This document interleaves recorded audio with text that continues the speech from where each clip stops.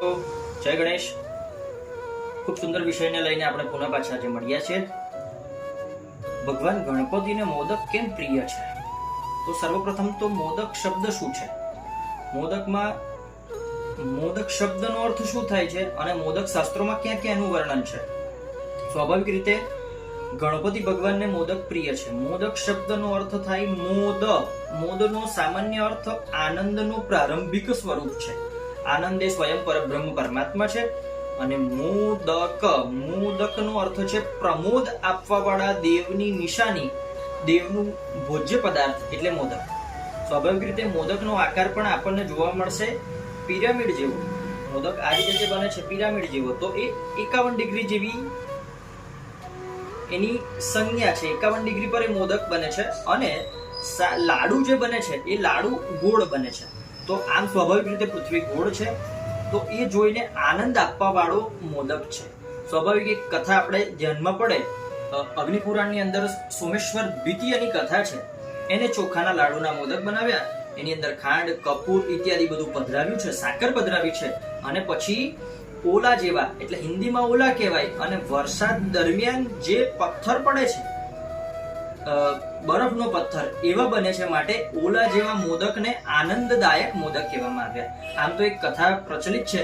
ભગવાન શિવજી જ્યારે તપસ્યા કરતા હતા ત્યારે ગણપતિ ભગવાન પેરો ભરી રહ્યા છે, અને પેરો ભરી રહેલા ગણપતિ ભગવાનની સામે જ્યારે પરશુરામ ભગવાન આવે છે અને પરશુરામને જ્યારે ગણપતિ ભગવાન રોકે છે, એ દરમિયાન બંનેનું યુદ્ધ થાય છે. અને યુદ્ધ દરમિયાન ભગવાન ગણપતિનું એક જે દાંત છે એ દાંત તૂટી જાય છે.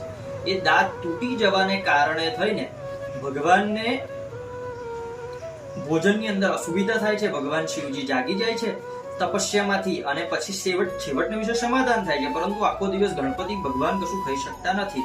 માટે માં પાર્વતી ગણપતિની પ્રીતિ માટે અલગ અલગ વ્યંજનો બનાવે છે. જેમાં સૌથી સરળ આ મોદક ગણપતિને એટલા સરળ પડે છે કે મુક્તાની સાથે જ નીચે ઓગળી જાય છે અને ઉતરી જાય છે. તો એ મોદક બનાવવાની શાસ્ત્રમાં પણ ઉત્તમ પદ્ધતિઓ બતાવી છે.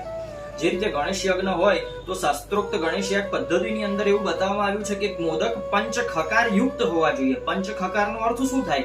તો સર્વપ્રથમ તો છે પહેલા ખવો અથવા ખવાનો અર્થ થાય છે માવો. બીજા નંબરમાં છે ખારેક. ત્રીજા નંબરમાં છે ખસખસ, જે ગુજરાતીમાં આપણે ખસખસ કહીએ છીએ. ચોથા નંબરમાં છે ખડી સાકર. અને પાંચમા નંબરની અંદર આવે છે ખોપરું અર્થાત કોપરું. આ પંચખકાર યુક્ત મોદક સર્વશ્રેષ્ઠ બતાવવામાં આવ્યા છે. બીજું એક સુંદર પુરાણ અંતર્ગત કથા આવે છે કે દેવી અનસુયા પણ ભગવાન ગણપતિને 21 મોદક ધરાવે છે. માં પાર્વતી સાથે જ્યારે ગણપતિ દેવી અનસુયાને ત્યાં જાય છે અને 21 મોદક ભગવાન ગણપતિ સ્વીકારે છે. ત્રીજી પણ એવી કથા જાણવા મળે છે. ભગવાન શિવજીએ પોતાનું આત્મલિંગ રાવણને આપ્યું છે, અને પ્રતીક્ષા કરીને રાવણ જ્યાં શિવલિંગ પધરાવશે ત્યાં એ આત્મલિંગ સ્થિર થશે. દરમિયાન ગણપતિ ત્યાં આવે છે, અને ગણપતિને યોગ્ય વ્યક્તિ સમજી અને પછી રાવણ પ્રાર્થના કરે છે. એ પ્રાર્થના ખૂબ સુંદર છે. રંગવદૂત મહારાજે શબ્દોમાં લખ્યું છે, કેડ કશી ગણપતિ ઉભા માગે ભાતુ સાર, લડ્ડુ મોદક પય દધી ગુડ અને અભિધાર, ચણા ધાણી તલ કોપરું મિશ્ર શર્કરા સાર, આપો તો કારજ કરું નહીતર જોડું હાથ. રાવણને પણ સ્પષ્ટપણે ભગવાન ગણપતિએ મોદકની માંગણી કરી છે. તો યોગ્ય રીતે મોદક ગણપતિ ભગવાનને આ પંચખકાર યુક્ત બનાવીને ધરાવવામાં આવે તો એ ચોક્કસ દરેક પ્રકારની મન ઈચ્છિત કામનાઓને પૂરા કરવા વાળા છે. તો સર્વ ભક્તો ઉત્તમ રીતે મોદક બનાવીએ, ગણપતિ ભગવાનના શ્રેષ્ઠ દિવસોમાં એમને ધરાવીએ. જય ગણેશ.